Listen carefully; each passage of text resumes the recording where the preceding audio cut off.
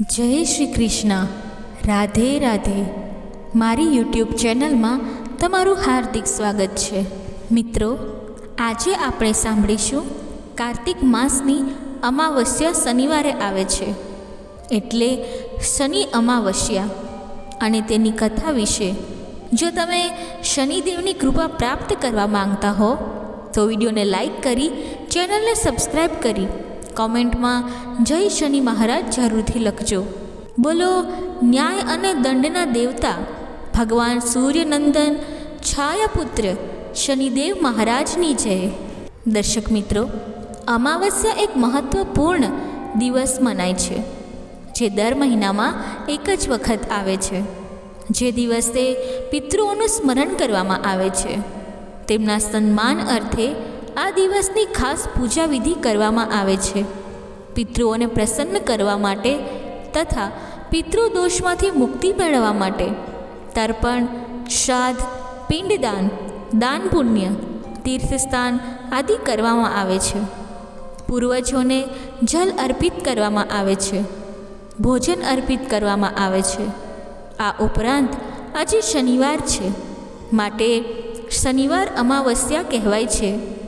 શનિદેવની પણ ખાસ પૂજા આરાધના કરવામાં આવે છે, જેથી શનિગ્રહ સંબંધી દુષ્ટ પ્રભાવ આપણા પર હોય તેનાથી મુક્તિ મળે છે. પવિત્ર તીર્થોમાં જઈને સ્નાન કરવાથી શરીરની શુદ્ધિ થઈ જાય છે. શુદ્ધ મનથી ઈશ્વરનું સ્મરણ કરવાથી મન શુદ્ધ થાય છે અને પિતૃઓને તર્પણ, શ્રાદ્ધ, પિંડદાન, દાન પુણ્ય કરવાથી આપણા કર્મ પણ શુભ પરિણામ આપે છે. અમાવસ્યાના દિવસે ધાર્મિક વિધિ, પૂજાપાઠ આદિ પણ કરવામાં આવે છે. શનિવારે અમાવસ્યા હોય માટે આ અમાવસ્યા ખૂબ જ મહત્વપૂર્ણ કહેવાય છે.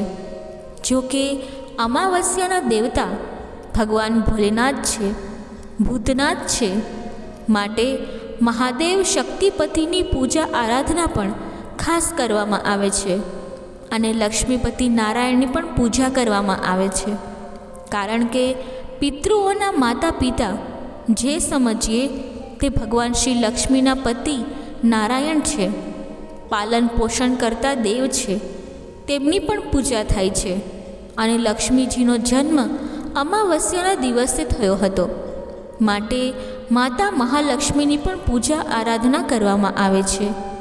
આ અમાવસ્યાના દિવસે ખાસ કરીને ભગવાન શનિદેવ કે જે કર્મફળ આપનારા છે, દંડના અધિકારી દેવતા છે, માટે જે શુભ કર્મ કરવામાં આવે છે તેના શુભ પરિણામ આપે છે અને જે દુષ્ટ કર્મ કરે છે તેને દંડ મળે છે. માટે શનિદેવની પૂજા આરાધના કરીને કર્મો સુધારવામાં આવે છે. શનિદેવની કૃપા જો પ્રાપ્ત થાય તો રાજા રંક બની જાય છે અને રંકને રાજા બનતા વાર નથી લાગતી.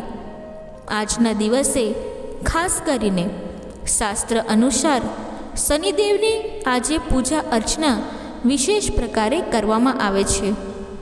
જો કે પિતૃઓનું તર્પણ, શ્રાદ્ધ બપોરના સમયે થાય છે, પરંતુ આજે સવારે અથવા સૂર્યાસ્ત સમય બાદ શનિદેવની પૂજા કરવી ઉત્તમ માનવામાં આવે છે. જે ભક્તો અમાવસ્યાનું વ્રત કરવા માંગે છે, અમાવસ્યાનું વ્રત પણ શુભ પરિણામ આપે છે, સૌભાગ્ય ફળ આપનારું છે, સંતાન સુખ, આરોગ્ય અને વંશ વૃદ્ધિ આપનાર છે. આજે શાસ્ત્રોમાં બતાવવામાં આવ્યું છે કે અમાવસ્યાના દિવસે વહેલા ઉઠીને સ્નાન આદિથી પરવારીને શુદ્ધ વસ્ત્ર ધારણ કરવા. જો કે શનિ અમાવસ્યા છે, એટલા માટે શનિદેવની જે શિલા હોય છે તેનું પૂજન થાય છે. આંકડાના પુષ્પ, કાળા તલ, અડદ, સરસવનું તેલ છે અને શનિ સંબંધી જે પ્રસાદ ભોગ અર્પિત થાય છે તે કરીને ત્યારબાદ શનિ ચાલીસાનો પાઠ કરવામાં આવે છે. શનિદેવની આ અમાવસ્યાની વ્રતકથા ખાસ સાંભળવી જોઈએ. નિર્ધન વ્યક્તિને ભોજન અવશ્ય કરાવવું જોઈએ. દાન દક્ષિણા આપવી જોઈએ. એવું માનવામાં આવે છે કે આજના દિવસે દાન કરવાથી જીવનના ઘણા બધા સંકટો દૂર થઈ જાય છે. જો કે શનિદેવને લઈને એવી માન્યતા પણ છે કે શાસ્ત્રોમાં એવી ધારણા પણ છે કે શનિદેવ બધા જીવોને ખરાબ પરિણામ આપે છે, દંડ જ આપે છે. પરંતુ એવું નથી. શનિદેવ વ્યક્તિના કર્મ પ્રમાણે જ ફળ આપે છે, ખરાબ કર્મોની સજા નક્કી કરે છે. શનિદેવની 7.5 ઢૈયામાં કર્મના આધાર ઉપર ફળ પ્રાપ્ત થાય છે. જો શુભ કર્મ કર્યા હોય, સારા કર્મ કર્યા હોય તો પનોતી દરમિયાન પણ લોકો ઉન્નતિને પ્રાપ્ત કરી શકે છે. અને જો ખરાબ કર્મ કર્યા હોય તો પનોતી દરમિયાન તે લોકો જમીનથી પાતાળ સુધી પહોંચાડી દે છે, એટલે કે તેઓની અધોગતિ થાય છે. માટે જો શુભ પરિણામ પ્રાપ્ત કરવા માંગતા હોય તો ધર્મ અને ન્યાયવાળા રસ્તા ઉપર હંમેશા ચાલવું જોઈએ.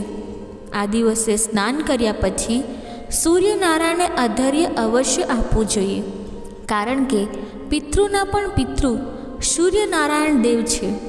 પિતૃલોક સૂર્યદેવના લોકની બાજુમાં જ કહેવાય છે.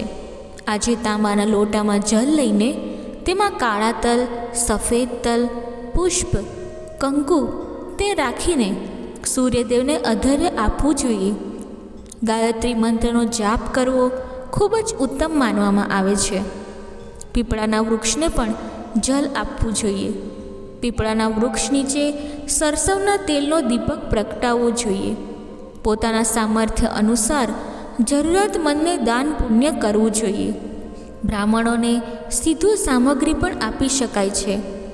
અમાવસ્યાના દિવસે પિતૃદોષ, ગ્રહદોષ, બાધા હોય તેની પૂજા પણ કરવામાં આવે છે. અમાવસ્યાના દિવસે દાન પુણ્ય કરવું ઉત્તમ મનાય છે. હવે આપણે સાંભળીશું શનિદેવની કથા.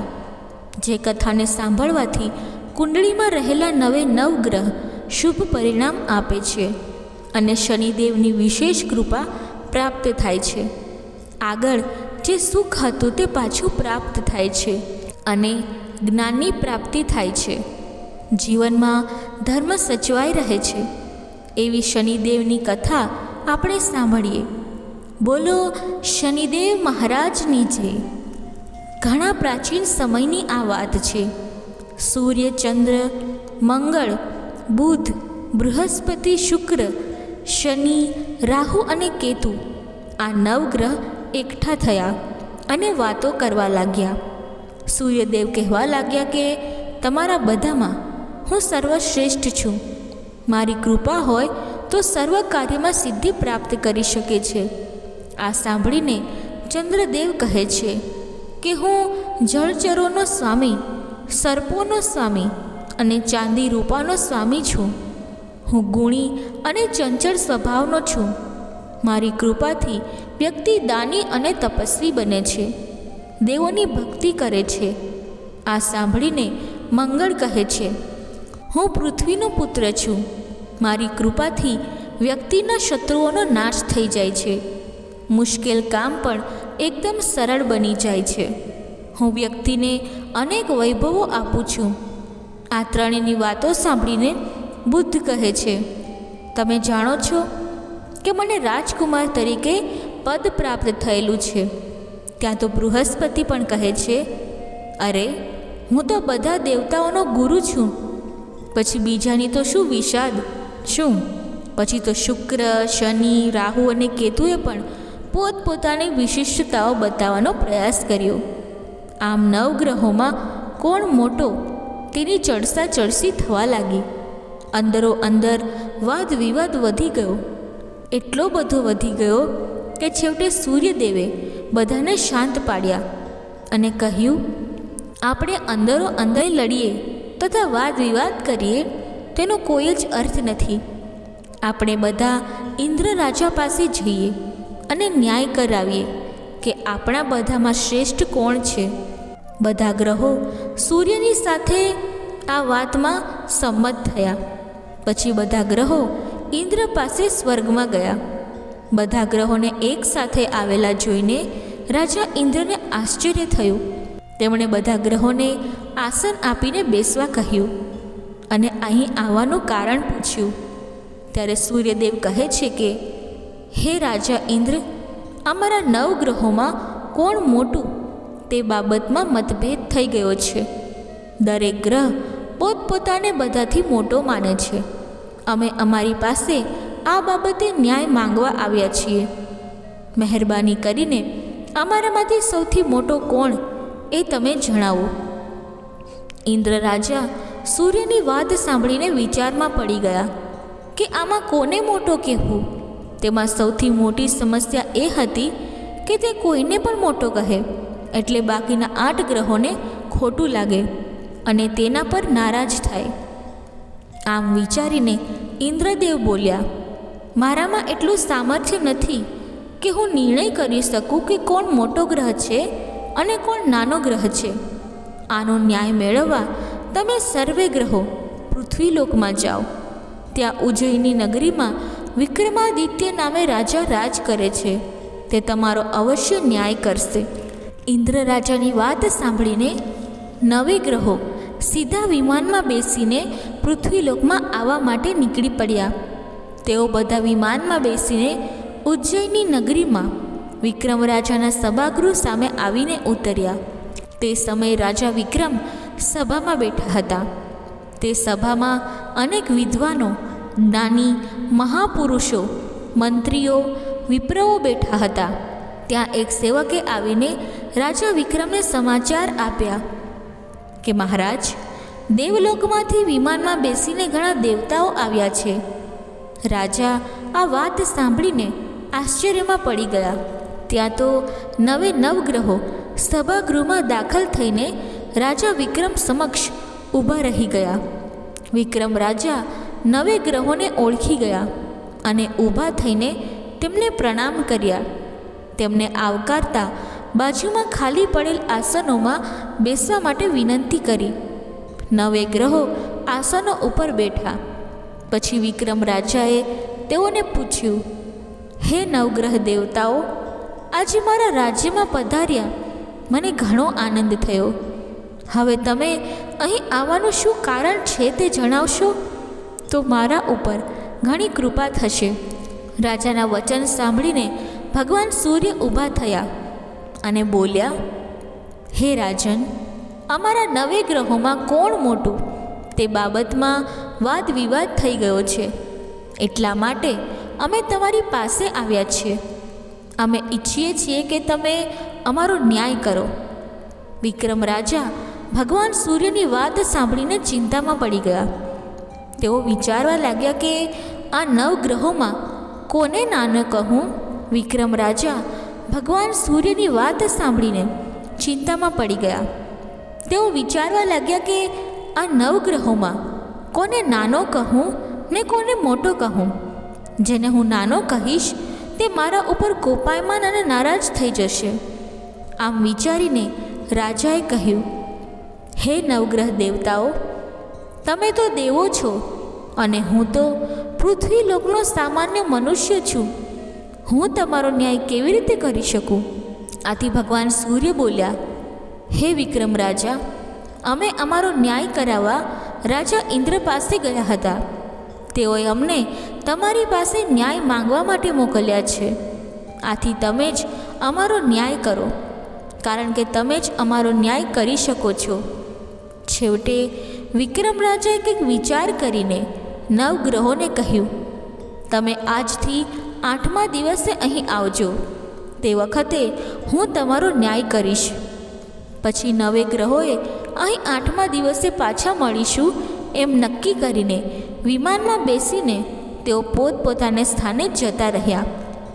રાજાએ પછી પોતાના મંત્રીઓ, વિદ્વાનો અને જ્યોતિષીઓની સલાહ લઈને નક્કી કર્યું કે સોના, ચાંદી, પિત્તળ, કાંસુ, તાંબા, જસદ, અબરખ, લોઢા આદિ 9 આસનો બનાવવામાં આવે અને તે આસનો સભામાં ગોઠવવામાં આવે. વિક્રમ રાજાની સૂચના થતાં જ બધી વ્યવસ્થા કરવામાં આવી. 8મા દિવસે 9 ગ્રહો વિક્રમ રાજાના દરબારમાં આવ્યા. સૌ પ્રથમ સૂર્યનારાયણ પધારે છે. તેમને ઉત્તમ એવા સોનાના આસનો ઉપર બેસવા વિનંતી કરી. પછી ચાંદીના આસન ઉપર ચંદ્રદેવ અને એ રીતે 9 ગ્રહો આવતા ગયા અને અલગ અલગ ધાતુના આસન ઉપર બેસવા માંડ્યા. સૌથી છેલ્લે શનિદેવ આવ્યા એટલે તેમને લોઢાના આસન ઉપર બેસાડવામાં આવ્યા. બધા ગ્રહો આવી ગયા. આ જાણી શનિદેવ બોલ્યા, હે રાજા વિક્રમ, તમારા કહેવા મુજબ અમે બધા અહીં આવી ગયા છીએ. હવે તમે અમારો ન્યાય કરો કે અમારામાં સૌથી મોટું કોણ છે. આથી વિક્રમ રાજા ઊભા થઈને કહેવા લાગ્યા, હે ગ્રહ દેવતાઓ, જેમ તમે આવ્યા ક્રમમાં તેમ પાછા જાઓ. તમે તમારો ન્યાય જાતે જ કર્યો છે અને સૌથી છેલ્લા આવ્યા તમે. તેથી હે શનિદેવ, તમે છેલ્લા ગ્રહ કહેવાશો. આ માટે મને માફ કરશો. આથી શનિદેવ ગુસ્સે થઈ ગયા અને બોલ્યા, હે રાજા વિક્રમ, આ ન્યાય બરાબર થયો નથી. તમે ફરીથી ન્યાય કરો. ત્યારે રાજા વિક્રમ કહે છે, એકવાર જે ન્યાય થઈ ગયો હોય તેનો ફરીથી ન્યાય ન થાય. આથી આ ન્યાયને માન્ય રાખવામાં આવશે.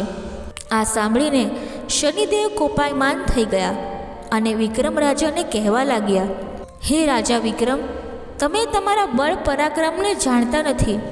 આ સાંભળીને શનિદેવ કોપાયમાન થઈ ગયા અને વિક્રમ રાજાને કહેવા લાગ્યા, હે રાજા વિક્રમ, તમે મારા બળ પરાક્રમને જાણતા નથી. સૂર્ય એક રાશિ પર 1 મહિનો રહે છે, ચંદ્ર 2.25 દિવસ, મંગળ 1.5 મહિનો, બૃહસ્પતિ 13 મહિના, બુધ અને શુક્ર 1 મહિનો, રાહુ અને કેતુ ઉલટા ચાલતા કેવળ 18 મહિના રાશિ પર અસર કરે છે. પરંતુ હું એટલે કે શનિદેવ એક રાશિ ઉપર 2.5 વર્ષ 30 મહિના સુધી મારી અવકૃપા થતાં મોટા મોટા દેવતાઓને પણ દુઃખ ભોગવવું પડે છે. જ્યારે રામચંદ્ર પર 7.5 આવી ત્યારે તેમના રાજપાટ છોડીને તેમણે પણ વનવાસમાં જવું પડ્યું હતું. રાવણ પર જ્યારે 7.5 આવી ત્યારે તેની સોનાની લંકા બળી ગઈ હતી.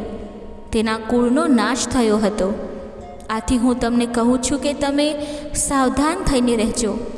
રાજા વિક્રમે કંઈક ક્ષોભ સાથે કહ્યું, હે શનિદેવ, મેં તો આપની સાથે ન્યાય જ કર્યો છે, પરંતુ જો તમે તેને અપમાન સમજતા હોય તો મને માફ કરજો અને તમને જેમ ઠીક લાગે તેમ કરજો.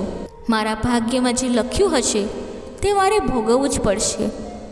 કેટલાક સમય પછી વિક્રમ રાજા પર 7.5 આવી. તે સમયે શનિદેવ ઘોડાના વેપારીનું રૂપ લઈને અનેક ઘોડાઓ સાથે ઉજ્જૈની નગરીમાં આવ્યા. વિક્રમ રાજાને જાણ થઈ કે કોઈ પરદેશી ઊંચી જાતના ઘોડા લઈને આવ્યો છે. જેથી વિક્રમ રાજાએ તે વેપારીને બોલાવીને ઘોડા બતાવવા માટે કહ્યું. વેપારી ઘોડા લઈને આવ્યો ત્યારે વિક્રમ રાજાએ એક પછી એક ઘોડા જોવા માંડ્યા, જેમાંથી તેમને એક ઘોડો પસંદ આવી ગયો. તેમણે વેપારીને તે ઘોડાનું મૂલ્ય પૂછ્યું.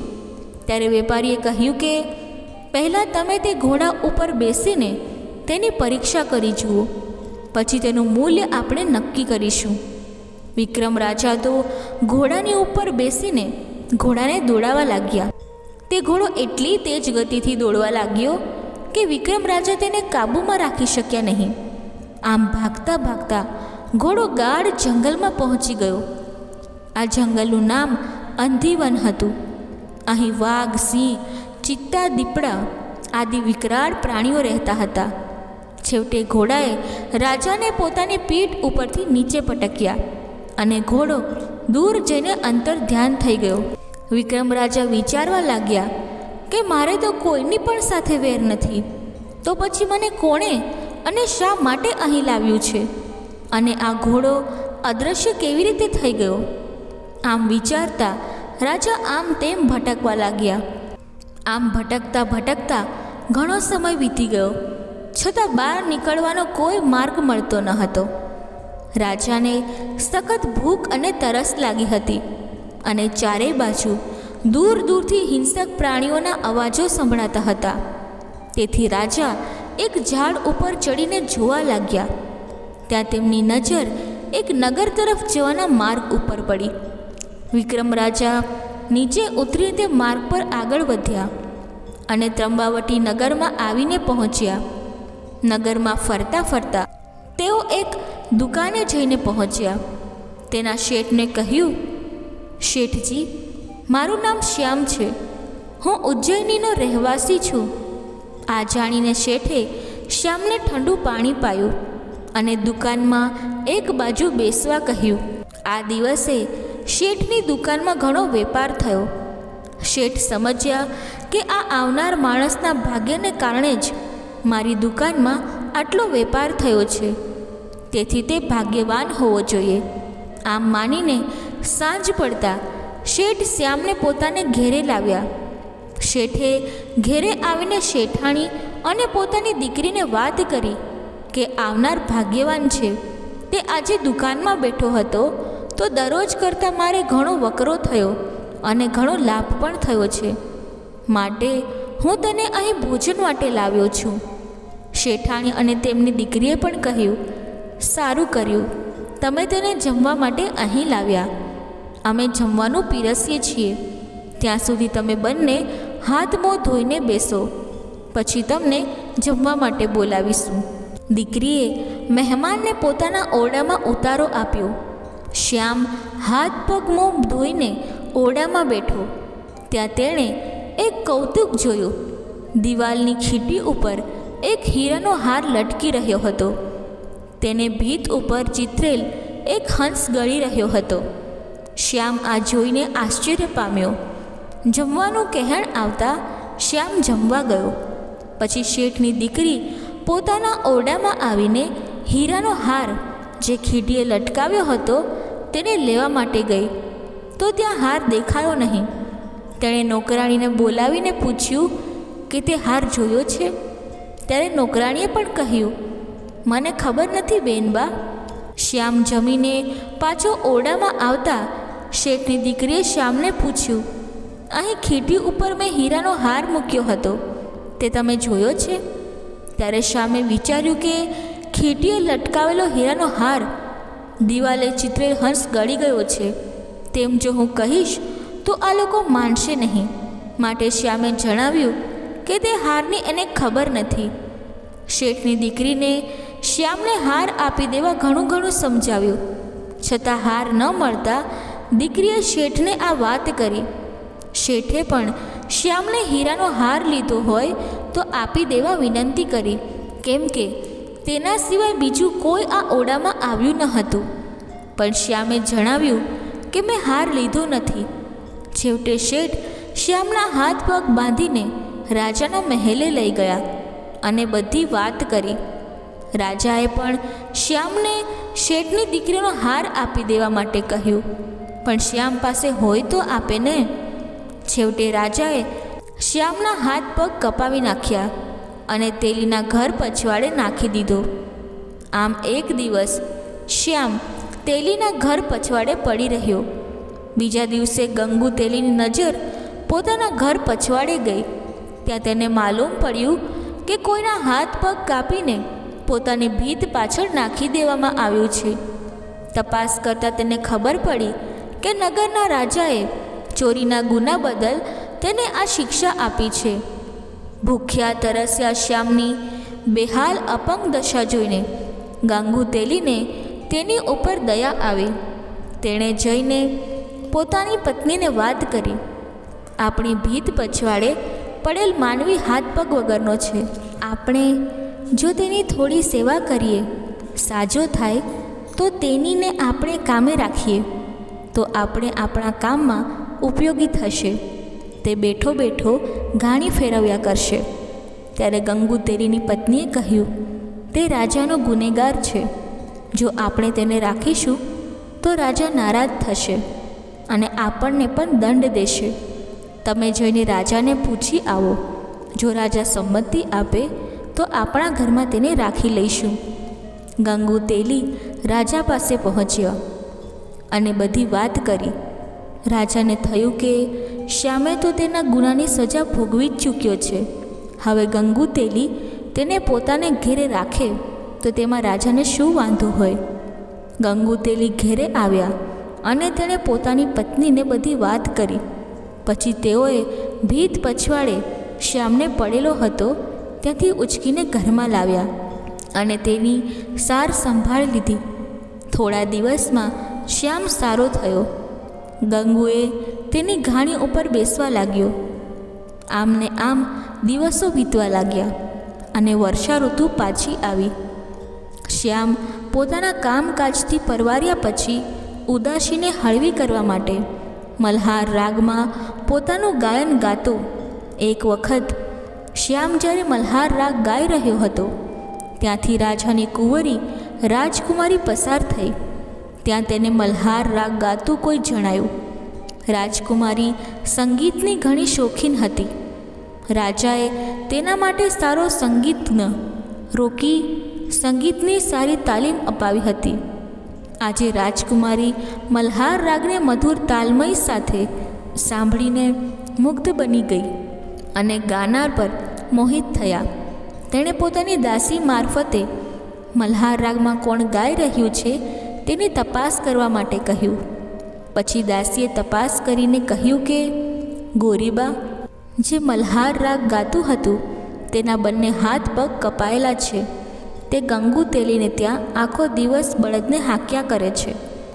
રાજકુમારે કહ્યું, હે દાસી, હાથ પગ વગરનો અને હાલતો ચાલતો નથી એવા અપંગને પણ હું વર માની બેઠી છું, એટલે હું તેને જ વરીશ. આ સાંભળીને દાસી હેબતાઈ ગઈ. બોલી, બેનબા, તમને એક શું અનેક રાજકુમારો વરવા માટે તત્પર છે. તમને સુંદર સુંદર અને સુશીલ વર આરામથી મળે. તમે આવા અપંગને પણીને શું કરશો? દુઃખી જ થશો.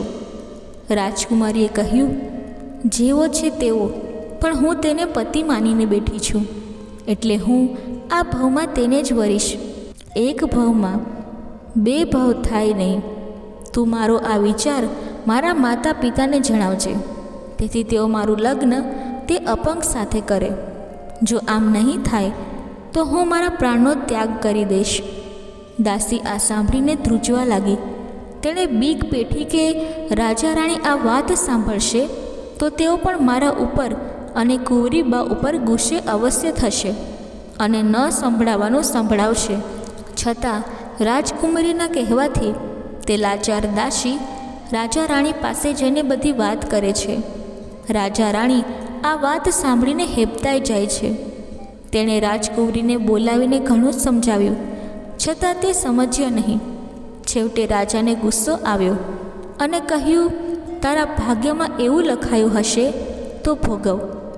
રાજાએ ગંગુતેલીને પોતાના મહેલે બોલાવીને કહ્યું કે તારે ત્યાં જે અપંગ ઘાણી ચલાવે છે તેની સાથે મારી દીકરી લગ્ન કરવા માંગે છે. તેથી તું તેની તૈયારી કર અને તેને લઈને રાજમહેલમાં આવ.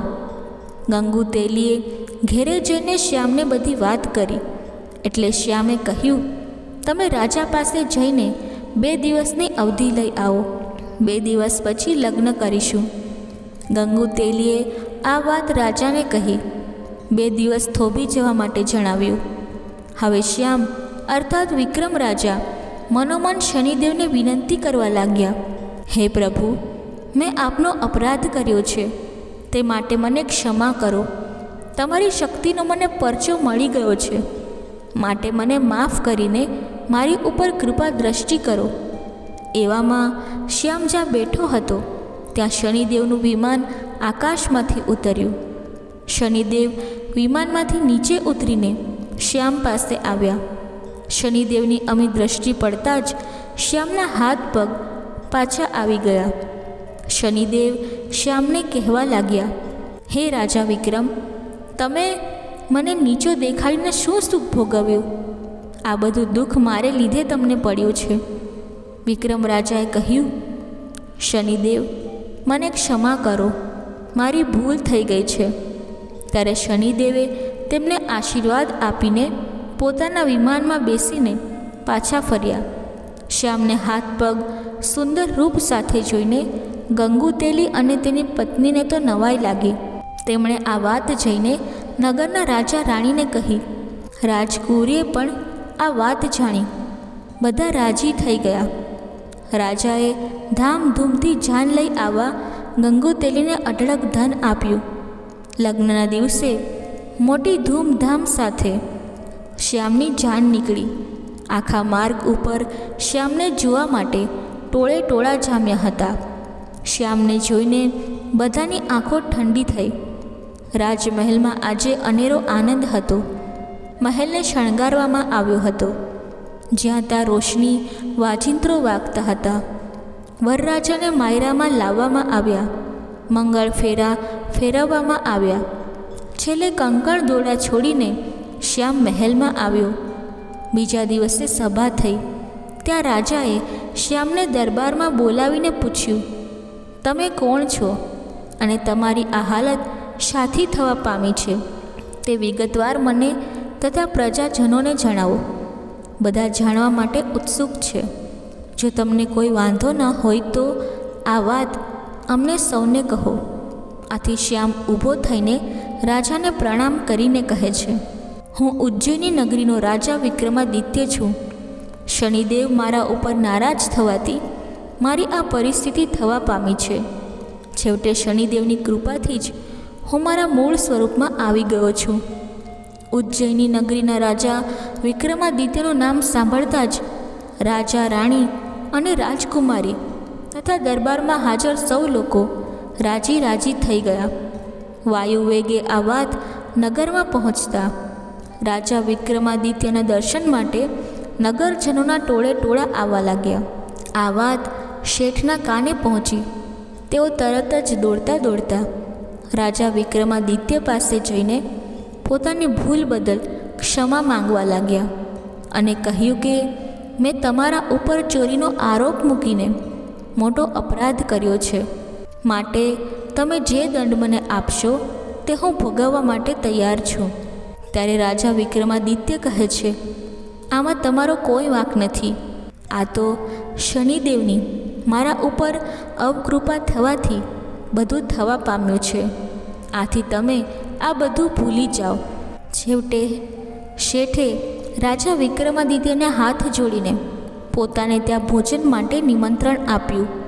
વિક્રમ રાજા, રાજકુમારી, રાજા રાણી બધા શેઠને ત્યાં જમવા પહોંચ્યા.